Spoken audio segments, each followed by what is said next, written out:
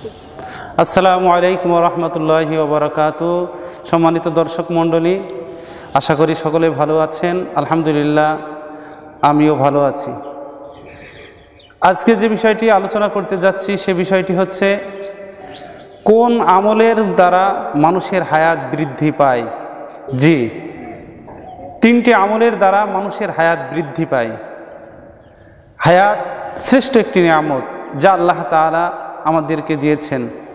হায়াত মৃত্যু আল্লাহ তাআলারই হাতে।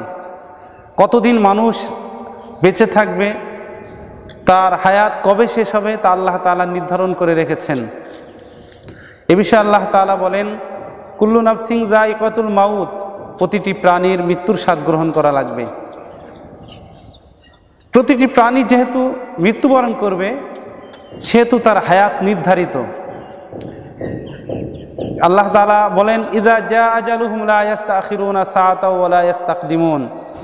যার যখন মৃত্যুর টাইম এসে যাবে, এক সেকেন্ড আগেও মৃত্যুবরণ করবে না, এক সেকেন্ড পরেও মৃত্যুবরণ করবে না, নির্ধারিত টাইমে সে মৃত্যুবরণ করবে। তাহলে হায়াত বৃদ্ধি পাওয়ার আমলের কথা বলা হচ্ছে, এর দ্বারা উদ্দেশ্য কি? হায়াত তো নির্ধারিত, হায়াত বৃদ্ধি পাবে কিভাবে? হায়াত বৃদ্ধি পাওয়ার অর্থ হলো আল্লাহ তাআলা হায়াতের মধ্যে বরকত দান করবেন। 70 বছর বয়স পর্যন্ত সে যে আমল করত, 50 বছর হায়াত পেয়ে তার থেকে বেশি আমল করবে। এটি হচ্ছে হায়াতে বরকত পাওয়া। অথবা হায়াত বৃদ্ধি পাওয়ার অর্থ হলো যে সে দুনিয়াতে এমন নেক কাজ করে যাবে যে তার সুনাম, তার যশ খ্যাতি মানুষ নিতে থাকবে, তাকে মানুষ স্মরণ করবে, তার নাম মানুষ স্মরণ করতে থাকবে, এতে মানুষের মাঝে সে বিদ্যমান থাকবে। অথবা বাস্তবিক পক্ষেই সে হায়াত বৃদ্ধি পাবে। তো আসি, কোন আমলের দ্বারা হায়াত বৃদ্ধি পাবে? তিনটি আমলের দ্বারা হায়াত বৃদ্ধি পায়। 1 নম্বর, পিতামাতার সহিত সদাচরণ করা, মা বাবার সাথে ভালো ব্যবহার করা। এ বিষয়ে বিশ্বনবী সাল্লাল্লাহু আলাইহি ওয়াসাল্লাম বলেন, হাদিসটি সালমান ফারসি রাদিয়াল্লাহু তাআলা আনহু থেকে বর্ণিত।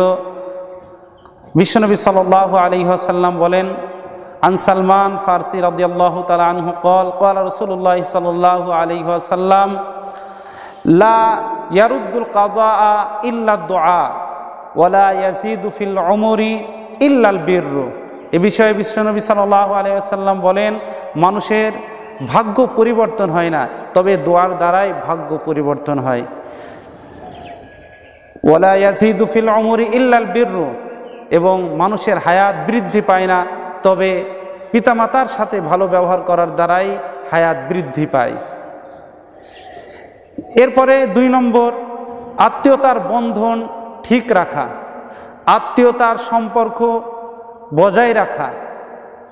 এই বিষয়ে আনাস ইবনে মালিক রাদিয়াল্লাহু তাআলা আনহু থেকে বর্ণিত, আন্না রাসূলুল্লাহ আলাইহি ওয়াসাল্লাম قال মান আহাব্বা আইয়ুবসাতা লাহু ফি রিজকিহি ওয়া ইউনসা লাহু ফি আসারিহি ফালইয়াসিল রহিমাহু।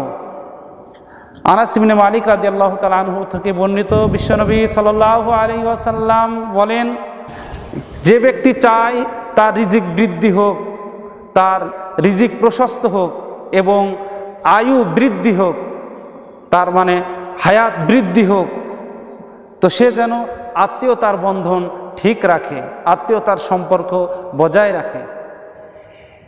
3 নম্বর আমল,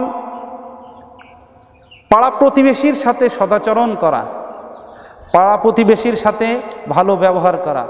এ বিষয়ে আম্মাজান আয়েশা সিদ্দিকা রাদিয়াল্লাহু তাআলা আনহা থেকে বর্ণিত, বিশ্বনবী সাল্লাল্লাহু আলাইহি ওয়াসাল্লাম বলেন, আত্মীয়তার বন্ধন বজায় রাখা, চরিত্র সুন্দর করা এবং প্রতিবেশীর সঙ্গে সদ্ব্যবহার রাখায় দেশ আবাদ থাকে এবং হায়াত বৃদ্ধি পায়। মুসনাদে আহমদ। তাই আসুন আমরা এই কয়টি আমলের মাধ্যমে আমাদের হায়াতকে বৃদ্ধি করে হায়াতের মধ্যে বরকত আনি।